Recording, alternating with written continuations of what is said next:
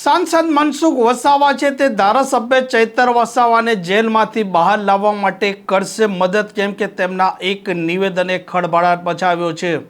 વૈષ્ણવજન તો તેને કહીએ જે પીડ પરાઈ જાનાને રે। નમસ્કાર, આપ જોઈ રહ્યા છો નવજીવન ન્યૂઝ અને હું છું આપની સાથે તોફિક ગાંચી। ધારાસભ્ય ચૈતર વસાવા સહિત 9 આદિવાસી લોકો છે તે અત્યારે વડોદરાની સેન્ટ્રલ જેલમાં બંધ છે અને મામલો છે વનકર્મીને માર મારવાનો અને નર્મદા સેશન કોર્ટે જે પ્રકારે 7 વર્ષની સજા ફટકારી છે। આ 9 આરોપીઓમાં 5 પુરુષ અને 4 મહિલાનો સમાવેશ થાય છે, પરંતુ એક 18 દિવસનું બાળક છે તે સતત હવે ચર્ચાનો મુદ્દો બની રહ્યો છે અને સાંસદ મનસુખ વસાવાના એક નિવેદને ખળભળાટ મચાવ્યો છે, જેમાં તે ચૈતર વસાવા છે તેમના પ્રત્યે લાગણી પણ દર્શાવે છે અને શું તે ચૈતર વસાવા છે તેમને જેલમાંથી બહાર લાવવા માટે મદદ કરશે, કેમ કે તેમના નિવેદને અનેક પ્રકારની ચર્ચાઓ જગાવી છે। ચૈતન્ય થોડો ને ઉલટો હોય તો ઉલટો કેસ તમે એના વિરોધમાં તમે કેસને ડાયવર્ટ કરી રહ્યા છો। તમે કોર્ટ પર દબાણ લાવી રહ્યા છો, જજ પર દબાણ લાવી રહ્યા, એવું સાબિત થાય છે। અહીં શક્તિ પ્રદર્શન કરવાના ડેટા કરો ભાઈ, મને શું ફાયદો?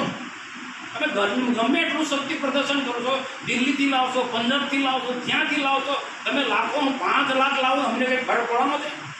આપણને કંઈ ફરક પડવાનો છે ભાઈ? એટલે કંઈ ફરક બી ના પડવો જોઈએ આપણા લોકોએ। આપણી જે વિચારધારા છે, આપણે જે કામ કરવાનું છે ધ્યાનમાં, બીજી તરફ ડાયવર્ટ નહીં કરવાનું। આ તો આમ આદમી પાર્ટીને કેમ કરીને ગુજરાતમાં મજબૂત કરવું, 2 વર્ષમાં વિધાનસભાની ચૂંટણી કેમ કરીને જીતવી, એ એંગલથી કામ કરીએ। ચૈતર માટે કોઈ લાગણી નથી ભાઈ, ચૈતર માટે એમને કોઈ લાગણી નથી। ટ્રાઇબલ સીટો કેમ કરીને આપણે જીતીએ, ટ્રાઇબલ સીટો કેમ કરીને જીતીએ, આવું માથાકૂટ કરું ચૈતરના નામે, આદિવાસીના નામે। આદિવાસીની લાગણી છે તો હું કહું, દાદાજીના પ્રમાણપત્ર, ખોટા પ્રમાણપત્ર માટે આટલા સમયથી વિવાદ ચાલે તો કમ ઈશુદાન જોડી નથી બોલતા, કમ ગોપાલ ઇટેલે નથી બોલતા, કેમ કેજરીવાલ એનું સ્ટેન્ડ નથી? હું અહીંયા સભા આવે છું એમ કહેવા માંગુ છું એમને, આ ડેડિયાપાડાની સભામાં આમ આદમી પાર્ટીના જેટલા નેતા આવે છે એ બધા ક્લિયર કરે ખોટા પ્રમાણપત્રો બાબતે, આદિવાસીના ખોટા પ્રમાણપત્રો બાબતે આમ આદમી પાર્ટીનું સ્ટેન્ડ શું છે કે જાહેરમાં કે આમ આદમી પાર્ટીનું સ્ટેન્ડ, હા, હું જે બાપ પાર્ટી છે, ભારતીય ટ્રાઇબલ પાર્ટી, એનું સ્ટેન્ડ કમ્પ્લીટ છે। એનું એ આદિવાસી માટે લડે છે। આપણા રોય, રાજકુમાર રોય આદિવાસી માટે લડે છે, અલગ ભીલ પ્રદેશની મુવમેન્ટ, બરોબર। આ લોકોની ડુપ્લિકેટ છે આમ આદમી પાર્ટીના લોકો, પ્રદેશને હવે તો અલગ દેશમાં, હા, હવે તો એટલે આ જે છે તો આ બધા લોકો ભેગા થવાના છે। આદિવાસીઓ માટે કે પોતાના સ્વાર્થ માટે કે પોતાની પાર્ટીને મોટા કરવા માટેના કાર્યક્રમો કરાય, કે ચૈતર માટે લાગણી કરે તો ભગવાન જાણે, ભગવાનને ખબર, આપણે ખબર નથી કે એમના મનમાં શું, પણ આપણે એક રાજનીતિમાંથી એટલું તો ખબર પડે ને કે ચૈતર માટે કે પેલા 7-15 વર્ષના દીકરા માટે, બાળકી માટે કોઈ લાગણી નથી, જે બહેનો જેલમાં છે એમના માટે કોઈ લાગણી નથી। એમને પાર્ટીનો વ્યાપ કઈ રીતના મજબૂત કરવો, બાકી તમને લાગણી ચૈતરભાઈ માટે લાગણી હોય, ચૈતરની સાથે જે બહેનો છે ને નાની બાળકી છે એના માટે લાગણી હોય તો કાનૂની દ્રષ્ટિએ લડાઈ, કાયદાકીય લડાઈ, આવું તમે ઇતિહાસમાં જોયું છે કે કોર્ટની સામે વિરોધ પ્રદર્શન કરવાનો, શક્તિ પ્રદર્શન કરો, અને સરકારની સામે તમે કરશો તો સરકારને ખૂબ ફેર પડવાનો। સરકારની તો કાયદો અને વ્યવસ્થા જાળવવાની જવાબદારી છે, સરકારની તો કાયદો અને વ્યવસ્થા જાળવવાની જવાબદારી છે ભાઈ, સરકારનો આમાં કોઈ ફરક નથી। હવે તો આ કાર્યક્રમ પૂરો સરકાર તો સરકારી રીતના કહે છે ભાઈ મારો સ્ટેન્ડ બરોબર હતો, તો આ જે વાત જે છે એ ગામે આપણા ગામમાં એક કાર્યકર્તા સોશિયલ મીડિયામાં પણ મૂકવા આ વાતને કહીએ કે ભાઈ ચૈતરભાઈ ગયા છે જેલમાં, કે એના ફેમિલી ગયા છે, કે નાનું બાળક, એના માટે ભાજપ કે સરકારનો કોઈ રોલ નથી।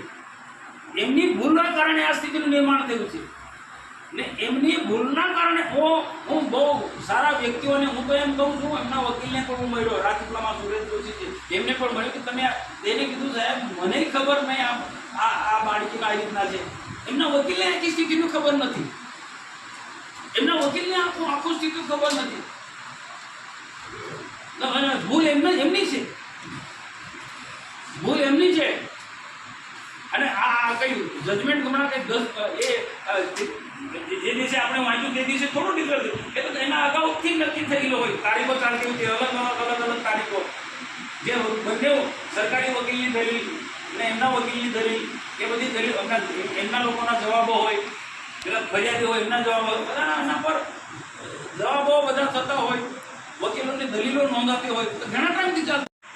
આ નાની બાળકી ને બહેનો જે અંદર છે, ચૈતરના વિશિષ્ટને પણ ને જે બહેનો છે બધાને કોર્ટ મુક્ત કરે એ રીતના ત્યાં કહેવાનું તો કહીશ મેં, ત્યાં એ રીતના થાય જે એની જે કાયદાકીય રીતના જ્યાં એમને વાત પહોંચાડવાની હોય ત્યાં માનવતાની દ્રષ્ટિએ વાત પહોંચાડવાની રીતના પહોંચાડાય. આવા આંદોલનો કરી, સત્યાગ્રહ કરી, કે મોટા ગાળો દેવાની સરકારને ને કોર્ટને ગાળો દેવાની, એનાથી એમને ન્યાય થોડો મળતો તો એમનો કેસ વધારે નમળો પડે. પેલો જજ વિચારતો હોય તે બી ના વિચારે.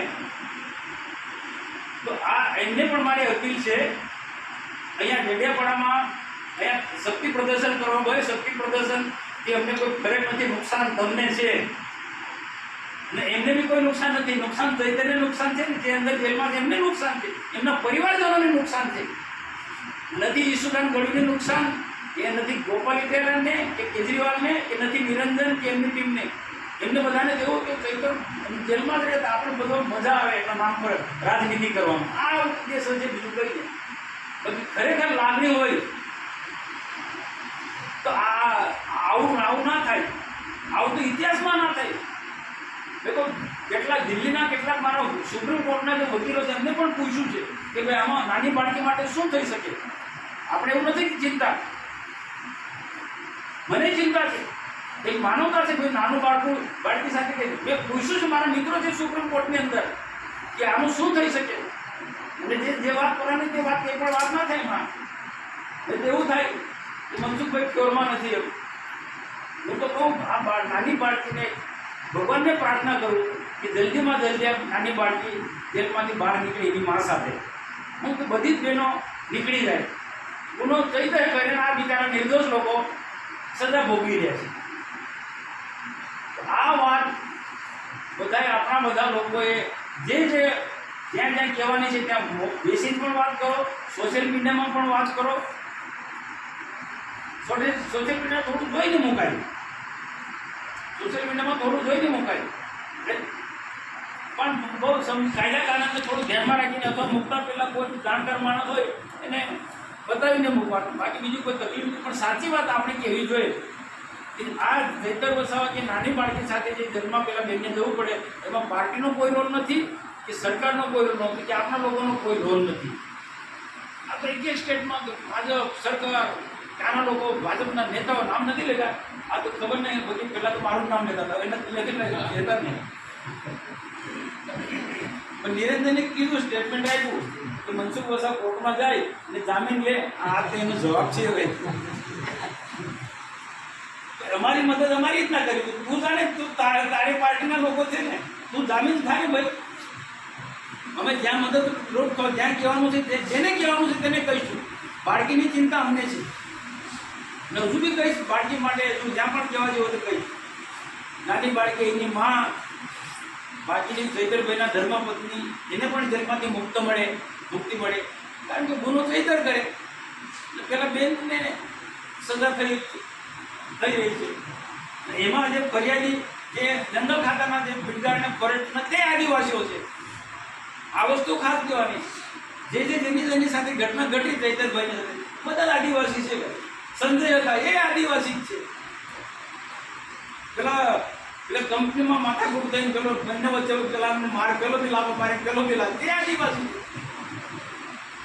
આદિવાસી તમે એ સ્ટેટમેન્ટ બોલનારા લોકો વિચાર કરો, તમે કયા આદિવાસીની વાત કરો છો. આ ગરીબ આદિવાસી ભોગ બને, ચૈતર તો સુખી સંપન્ન માણસ છે. તમે એની ચિંતા કરો છો કે પેલા નાના માણસોની ચિંતા કરો છો. તો આ જે વાત લોકો સુધી આપણે વાત પહોંચાડવાનું છે, તો ટૂંકા સમયની અંદર પણ આપ ખૂબ તાત્કાલિક પહોંચી ગયા, આવી ગયા. અને આ પ્રકારના સમાચાર માટે નવજીવન ન્યૂઝ ચેનલ સાથે જોડાયેલા રહો. નમસ્કાર.